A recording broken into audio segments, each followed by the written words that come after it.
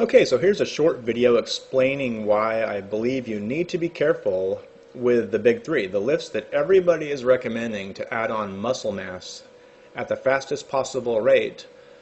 I say you need to be cautious with them, and I'm going to show you some visual examples and some photos of what I mean by that. So let's start with photo number one here. Okay, here's an example of a guy who is extremely muscular. He's a big guy.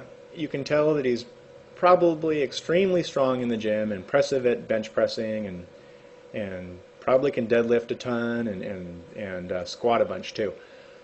Unfortunately, if you look at his lower body, there's a curvy look to it. The obliques are, he has a thick waist from doing the deadlifts and squatting and stuff like that, because it requires a decent amount of muscle to stabilize your upper body when you're doing extremely heavy lifting like that. And from the hip bone on down the side of the leg to the knee, it kind of explodes out. And if you look at that red line, it's almost an hourglass effect. And if you're a guy, I think you want to avoid that. And as you can tell too, the jeans are those really kind of big, baggy, relaxed fit jeans that kind of taper inward and stuff like that. And those are kind of a disaster as well. But if you're a big guy with it does tons of squatting and deadlifting and stuff, that's really your only option, which is kind of a bad deal as well. So here's another example. This guy is a lot more lean than the first guy. He looks like he's in competitive bodybuilding shape. And his physique, it's impressive. I mean, it took a number of years, I'm sure, to get to this level of conditioning, and he has extremely low body fat levels here, and he's dieted down, and again, impressive, but not necessarily the look that you're after if you just want a pleasing physique. So, and as you can see in this picture, his legs kind of have that sweeping, curvy effect to them. And bodybuilding magazines and fitness magazines and forums, they even talk about how to build the sweep to the thighs, to make the thighs really jut out. And my opinion is you should avoid that, and you don't want to have massive legs like this.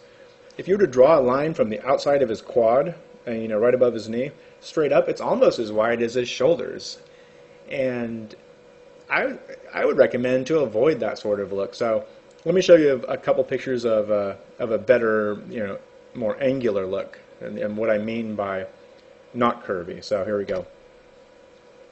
Okay, here's a guy that's slim and muscular and has more of a clean look to it. See, it's more of an angular look. Like if you go from the armpit down to the hip, it's more of a straight line. It doesn't curve in and explode out.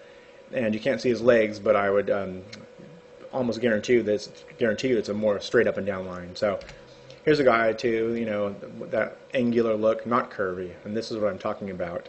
And again, when we were talking about the first guy who was wearing those big jeans and stuff, the problem with over-reliance on squats and deadlifts in particular is it's near impossible to look cool in a suit. I ran a men's suit store for a number of years, and it was guys that came in that were that big, in the lower body especially.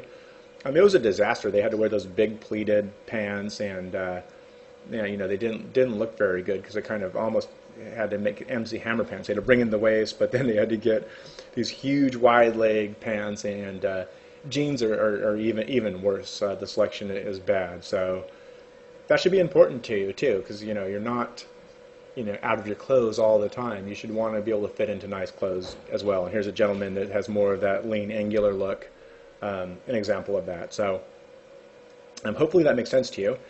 In the next video, I'm going to talk about how it's not just where you add the muscle mass that matters, it's the type of muscle that you add too. There's different ways of lifting that will make a muscle either look kind of that soft and fluffy, pumped look, kind of rounded, or more dense and angular, which I think is a better look to aim for. So check out video number 2. It's partway down the page. Just read the text in between, and it's a short video too, but important. All right, thanks.